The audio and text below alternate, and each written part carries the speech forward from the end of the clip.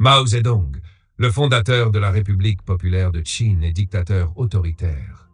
Mao Zedong, né en 1893 dans le village de Shaoshan dans la province de Hunan, est une figure incontournable du XXe siècle, tant par son impact sur la Chine que par son influence mondiale. Fondateur de la République populaire de Chine, RPC, Mao a dirigé le pays avec une poigne de fer pendant près de 3 décennies. Son règne a été marqué par des transformations sociales profondes, des réformes économiques radicales, mais aussi par des échecs tragiques et des milliers de morts. Mao a laissé un héritage complexe qui continue de diviser les opinions, tant en Chine qu'à l'international.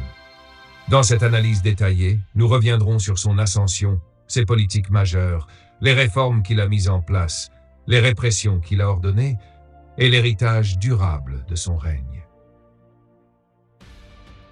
La Chine du début du XXe siècle est en proie à de grandes turbulences. Après la chute de l'Empire Qing en 1911 et la fondation de la République de Chine, le pays est plongé dans une guerre civile entre les nationalistes du Kuomintang KMT, dirigés par Chiang Kai-shek, et les forces communistes du Parti communiste chinois, dont Mao devient un membre clé. À cette époque, la Chine est affaiblie par les invasions étrangères, notamment par les Japonais, et par une crise interne marquée par des inégalités profondes et une pauvreté généralisée, en particulier parmi la paysannerie. Mao Zedong, contrairement à de nombreux intellectuels communistes influencés par le marxisme-léninisme classique, adopte une vision différente. Il considère que la révolution chinoise doit s'appuyer avant tout sur les paysans, et non pas sur la classe ouvrière, comme l'avaient enseigné Marx et Engels. Cette stratégie va permettre au PCC de s'implanter dans les campagnes chinoises, où une grande partie de la population vivait dans la misère et souffrait sous le joug des seigneurs locaux et des autorités gouvernementales. Au fil des années, Mao devient un leader charismatique au sein du PCC, en mettant en place des réformes agraires et en menant des actions militaires contre le Kuomintang.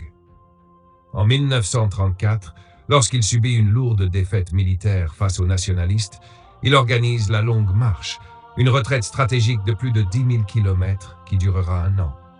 Cette épreuve de force devient un symbole de la résistance et de la détermination des communistes, consolidant davantage le leadership de Mao au sein du parti. Après des années de lutte, le 1er octobre 1949, Mao Zedong proclame la fondation de la République populaire de Chine sur la place Tiananmen à Pékin.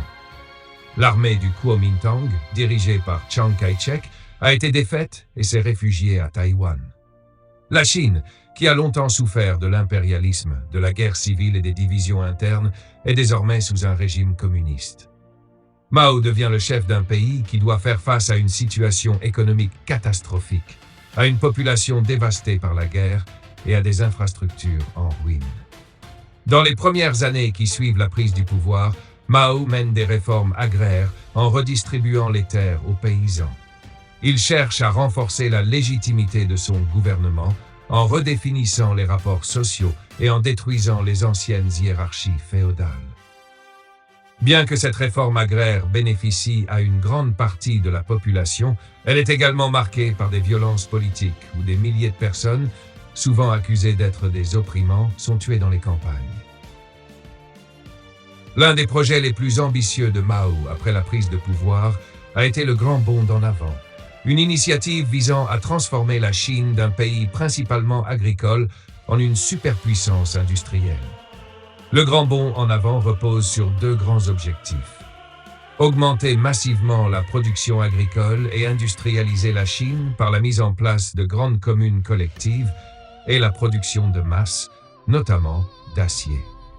Le concept de commune collective consiste à regrouper les paysans dans des unités de production de grande taille où ils cultivent des terres collectivement et partagent les ressources.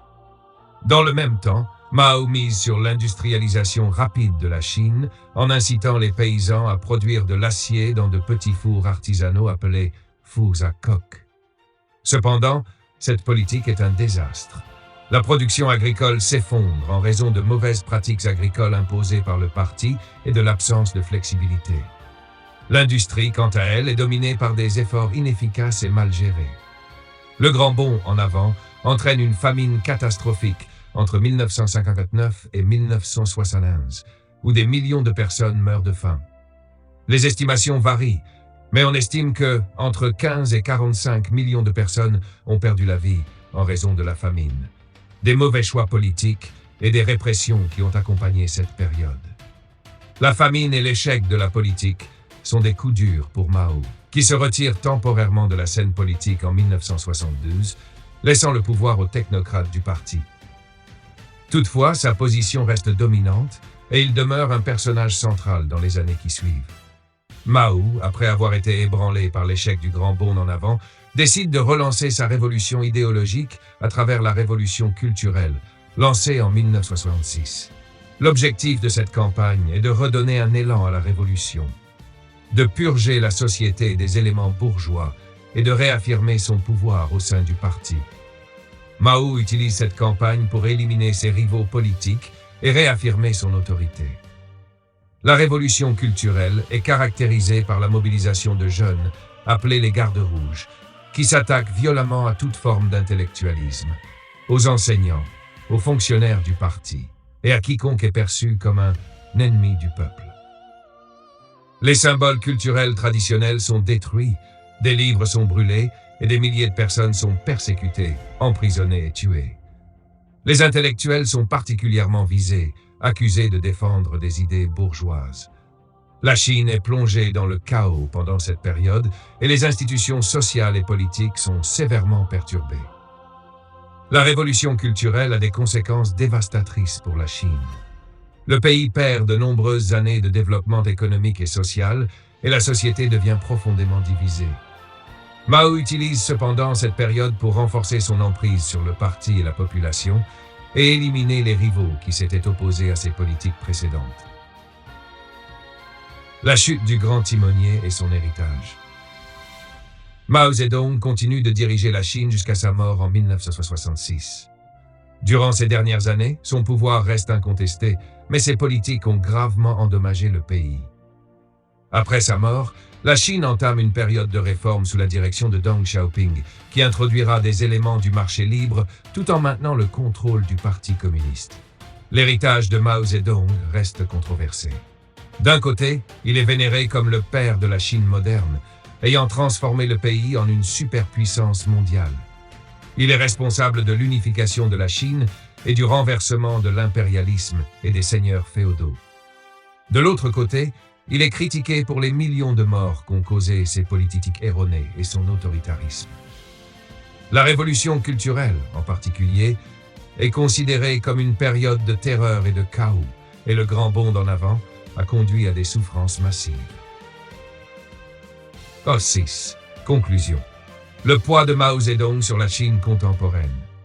Mao Zedong a façonné la Chine d'une manière que peu d'autres dirigeants ont pu faire dans l'histoire.